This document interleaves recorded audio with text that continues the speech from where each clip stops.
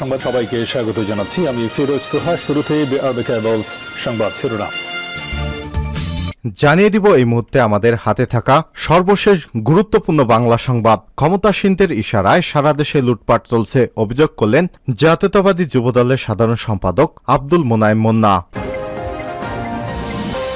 এরপর জানিয়ে দিব ঋণের নামে ব্যাংকের কোটি কোটি টাকা লুটপাট করছে, অভিযোগ করলেন লেবারের ডেমোক্রেট পার্টি এলডিপির প্রেসিডেন্ট ডক্টর কর্নেল অবসরপ্রাপ্ত অলি আহমেদ বীর বিক্রম।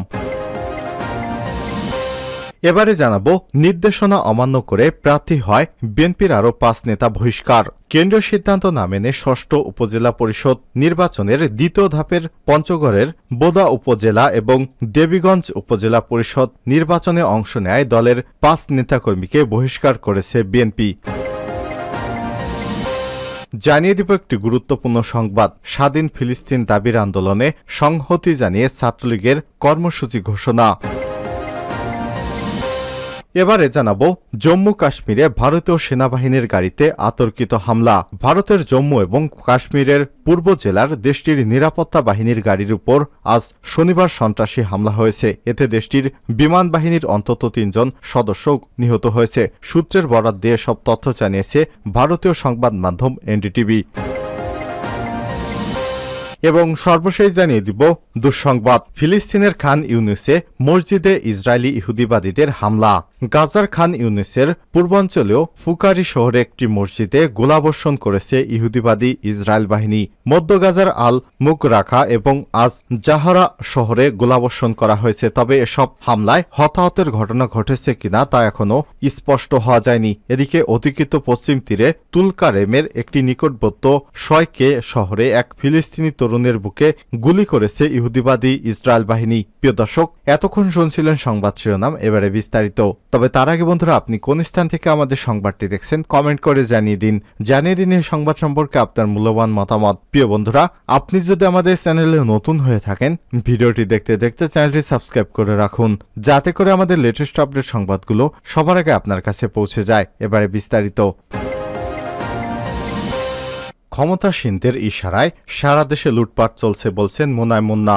ক্ষমতাসীন আওয়ামী লীগ সরকারের ইশারায় সারা দেশে লুটপাট চলছে বলে এমন অভিযোগ করেছেন জাতীয়তাবাদী যুবদলের সাধারণ সম্পাদক আব্দুল মোনায়েম মুন্না। শনিবার 4 মে রাজধানীর নয়াপল্টনে ভাসানী ভবন মিলনায়তনে ঢাকা মহানগর উত্তর যুবদল আয়োজিত এক সাংগঠনিক সভায় প্রধান অতিথির বক্তব্যে এই অভিযোগ করেছেন তিনি। ক্ষমতাসীনদের আলোচনা করে মোনায়েম মুন্না বলেন, দেশের আইন আদালত, আইন শৃঙ্খলা বাহিনী, পুলিশ, র্যাব সবকিছু আপনাদের অর্থাৎ সরকারের হাতের মুঠোয় কুক্ষিগত করে রেখেছেন সবকিছু। কোথাও কোনো প্রতিষ্ঠান স্বাধীনভাবে কাজ করতে পারছে না। আওয়ামী ফ্যাসিবাদের ছাতার নিচে এদেশের গণতন্ত্রকামী মানুষসহ বিএনপির নেতাকর্মীদের বন্দী করে রাখা হয়েছে। আজকে প্রতিবাদ করলেই স্থান হয় অন্ধকার কারাগারে, আর ব্যাংক লুটেরা, দুর্নীতিবাজেরা বুক ফুলে ঘুরে বেড়াচ্ছে, কারণ ক্ষমতাসীনদের ইশারায় সারা দেশে লুটপাট হচ্ছে। তিনি বলেন, আজকে গণতন্ত্র পুনরুদ্ধারের সৈনিক সুলতান সালাউদ্দিন টুকু কারাগারে আবদ্ধ। তার অপরাধ, তিনি একজন যোদ্ধা। গণতন্ত্র পুনরুদ্ধার, জনগণের বাক স্বাধীনতা ফিরে আনার সংগ্রাম টুকুসহ আপসীন যোদ্ধা হিসেবে ভূমিকা রেখেছেন। সরকার ভয় পেয়ে বিএনপির একের পর এক নেতাকে কারারুদ্ধ করেছে। দেশনেত্রী বেগম খালেদা জিয়া যেমন আপসীন নেত্রী, তেমনি আমাদের নেতাকর্মীরাও আপোষ করতে শিখেনি। গণতন্ত্র পুনরুদ্ধারের আন্দোলনে শত শত ভাই শহীদ হয়েছেন, হাজার হাজার নেতাকর্মী পঙ্গুত্ব বরণ করেছেন, কিন্তু তাতেও শহীদ জিয়ার সৈনিকেরা মনোবল হারায়নি। যত জেল জুলুম আসবে তাতে আরও শক্তিশালী হবে আন্দোলনের মাত্রা। যুবদলের সাধারণ সম্পাদক বলেন, আওয়ামী লীগের মন্ত্রী নেতারা জনগণকে প্রতারিত করে ভাওতাবাজির মাধ্যমে মানসিক আশ্রয় খুঁজছেন। এরা রাষ্ট্রীয় অর্থনীতি লুটপাট সহ মানুষের সহায় সম্পদ আত্মসাৎ করে গণতন্ত্রকে কবর দিয়ে একতরফা নির্বাচনের মাধ্যমে ক্ষমতা দখল করে সরাসরি জনগণকে প্রতারিত করছে। নিখোঁজ ধূর্তদায় জনগণের চোখে ধুলো দিয়ে বিরতিহীনভাবে ডাহা মিথ্যার আবর্তে জনগণকে প্রতিনিয়ত বিভ্রান্ত করার অপচেষ্টা চালাচ্ছে। ঢাকা মহানগর উত্তর যুবদলের আহ্বায়ক শরীফউদ্দিন জুয়েলের সভাপতিত্বে এবং সদস্য সচিব সাজ্জাদুল মিরাজের সঞ্চালনায় সভায় আরও বক্তব্য রাখেন। উপস্থিত ছিলেন যুবদলের কেন্দ্রীয় সহসভাপতি নুরুল ইসলাম নয়ন, সহসভাপতি মাহবুবা হাসান ভূঁইয়া পিঙ্কু, দপ্তর সম্পাদক কামরুজ্জামান দুলাল, যুগ্ম সাধারণ সম্পাদক শাহ আলম, প্রচার সম্পাদক করিম সরকার সহ বিভিন্ন পর্যায়ের নেতারা। ঋণের নামে ব্যাংকের টাকা লুটপাট হচ্ছে বলছেন কর্নেল অলি।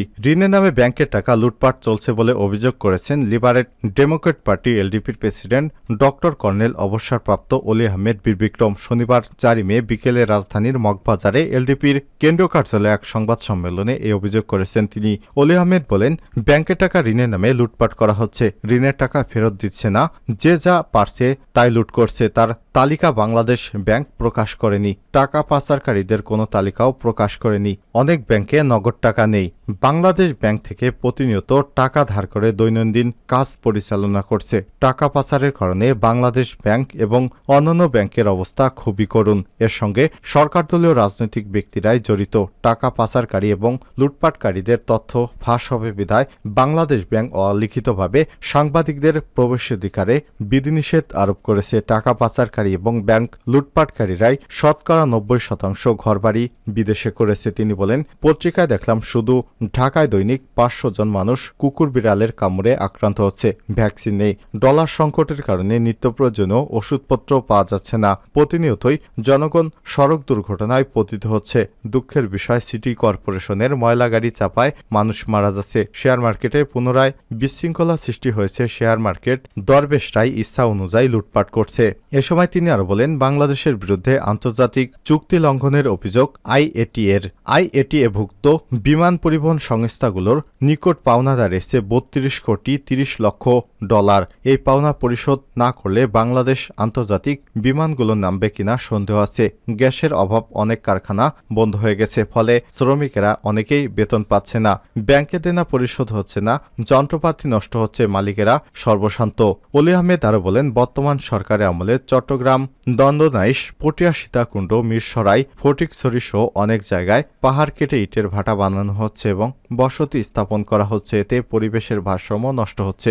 নিত্যপণ্যের দামের ঊর্ধ্বগতি, ডলার সংকটের কারণে কাঁচামালের আমদানি করা সম্ভব হচ্ছে না, ফলে নিত্যপণ্যের দাম বেড়ে যাচ্ছে। বিদ্যুতের ঘন ঘন লোডশেডিংয়ের ফলে উৎপাদন ব্যাহত হচ্ছে। গ্যাসের দাম সরকার কয়েক দফা বৃদ্ধি করায় উৎপাদন খরচ বেড়েছে, ফলে পণ্যের মূল্য বৃদ্ধি পাচ্ছে। নির্দেশনা অমান্য করে প্রার্থী হয় বিএনপির 5 নেতা বহিষ্কার। কেন্দ্রীয় সিদ্ধান্ত না মেনে 6ষ্ঠ উপজেলা পরিষদের 2য় ধাপের পঞ্চগড়ের বোদা উপজেলা এবং দেবীগঞ্জ উপজেলা পরিষদ নির্বাচনে অংশ নেয় দলের 5 নেতাকর্মীকে বহিষ্কার করেছে বিএনপি। শনিবার 4 মে বিকেলে বিএনপি সিনিয়র যুগ্ম মহাসচিব রুহুল কবির রিজভী স্বাক্ষরিত নোটিশের মাধ্যমে তাদের বহিষ্কার করা হয়। বহিষ্কৃত হওয়া 5 নেতাকর্মী হলেন পঞ্চগড় জেলা মহিলা দলের সাধারণ সম্পাদক, উপজেলা বিএনপির সদস্য সচিব এবং উপজেলা নির্বাচনে অংশগ্রহণকারী কলস মার্কার মহিলা ভাইস চেয়ারম্যান প্রার্থী লাইলি বেগম, একই উপজেলা বর্ষি ইউনিয়ন বিএনপির সদস্য এবং চশমা মার্কার ভাইস চেয়ারম্যান প্রার্থী মোরসালিন বিন মমতাজ রিপন, ময়দানদিঘি ইউনিয়ন বিএনপির সাবেক সভাপতি আনারস মার্কার চেয়ারম্যান প্রার্থী অ্যাডভোকেট হাবিবুল আমিন ফেরদৌস, দেবীগঞ্জ উপজেলা কৃষক দলের যুগ্ম আহ্বায়ক এবং চশমা মার্কার ভাইস চেয়ারম্যান প্রার্থী আব্দুর রহিম এবং দেবীগঞ্জ উপজেলা বিএনপির ভারপ্রাপ্ত আহ্বায়ক ও কাপপিরিস মার্কার চেয়ারম্যান প্রার্থী রহিমুল ইসলাম বুলবুল। ওই নোটিশে বলা হয়েছে, দলীয় সিদ্ধান্ত অমান্য করে উপজেলা দেবীগঞ্জ পরিষদ নির্বাচনে অংশগ্রহণের সুনির্দিষ্ট অভিযোগের পরিপ্রেক্ষিতে দলীয় গঠনতন্ত্র মোতাবেক বাংলাদেশ জাতীয়তাবাদী দল বিএনপির প্রাথমিক সদস্যপদ সকল পর্যায়ের পদ থেকে নির্দেশক্রমে বহিষ্কার করা হলো। এই সিদ্ধান্ত অবিলম্বে কার্যকর করা হবে। খান ইউনুসে মসজিদে ইসরায়েলের হামলা। গাজার খান ইউনুসের পূর্বাঞ্চলেও ফুকারি শহরের একটি মসজিদে গোলাবর্ষণ করেছে ইসরায়েল বাহিনী। মধ্য গাজার আল মুগরাকা এবং আজ জাহরা শহরে গোলাবর্ষণ করা হয়েছে। তবে এসব হামলায় হতাহতের কোনো ঘটনা ঘটেছে কিনা এখনও নিশ্চিত হওয়া যায়নি। এদিকে অধিকৃত পশ্চিম তীরে তুলকারেমের নিকটবর্তী শয়কে শহরে এক ফিলিস্তিনি তরুণকে গুলি করেছে ইহুদিবাদী ইসরায়েল বাহিনীর সেনাবাহিনী।